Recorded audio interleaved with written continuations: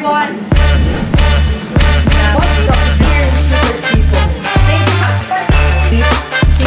Oh, good morning! Good morning! Another day, another unboxing!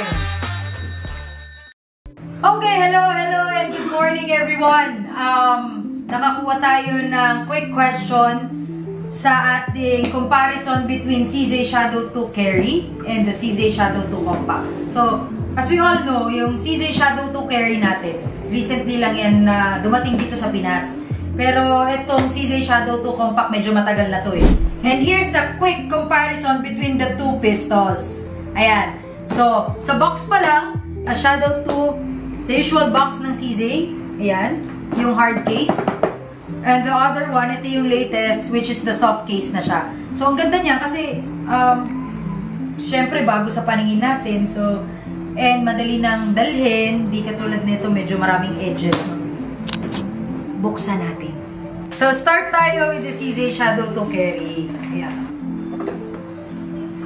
And the CZ Shadow 2 Compact. So, parehas naman silang may kasama, of course, yung instruction manual.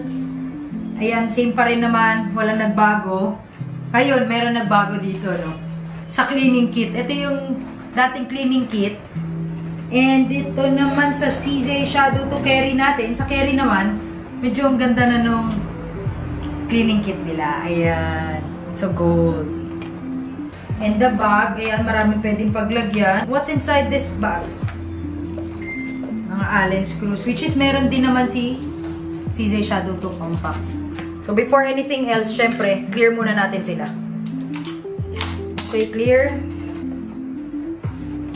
Clear ko muna.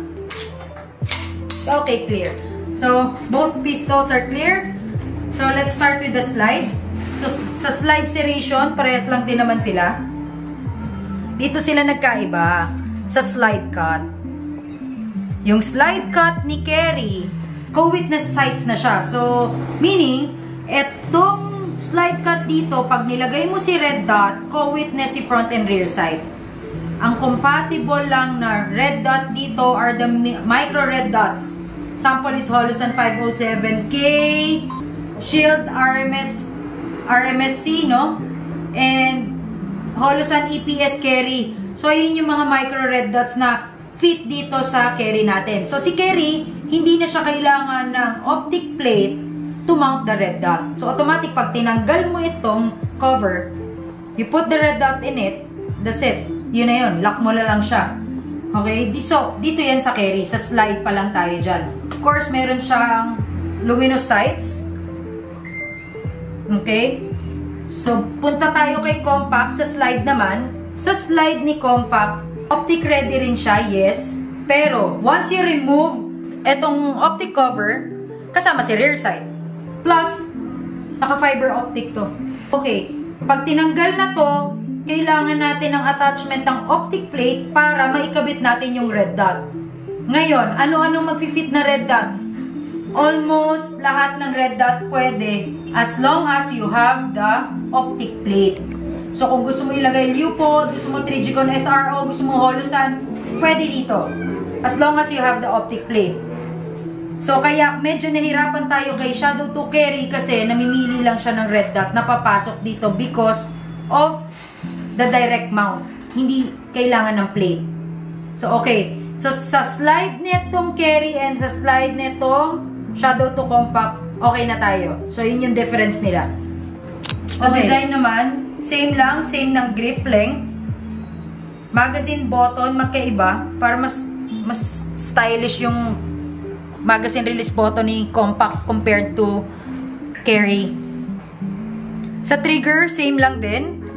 They both have the Picatinny rail. Next is yung safety, no? Decocker type si Carry. Ayan. So, si decocker type, when you say decocker type, no? Once you slide, lock, loaded, for example, loaded na siya, you just have to press this down. Papalo na si hammer. So, safe na siya. Safe na siya i-carry. Usually kasi yung mga nagki-carry talaga, mas maganda yung decocker and meron tong firing pin block na tinatawag. So, kahit malaglag mo siya, hindi siya puputok. Unless, syempre, kalabitin mo to.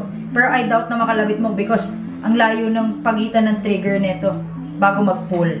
So, ito, si Carry is designed literally for carry. And this compact kasi, CZ Shadow 2 siya, na pinaliit. So, when it comes sa grip, same lang sila ng grip. Same din sila ng weight. They weigh like 873 grams, if I'm not mistaken. So, aluminum grip sila parehas. So, lightweight yan, parehas.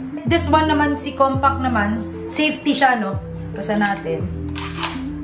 May safety pa rin yan. Yan. This is ambidextrous safety. We have left and right. Ayan. Magazine capacity, 15 rounds. Both in 9mm.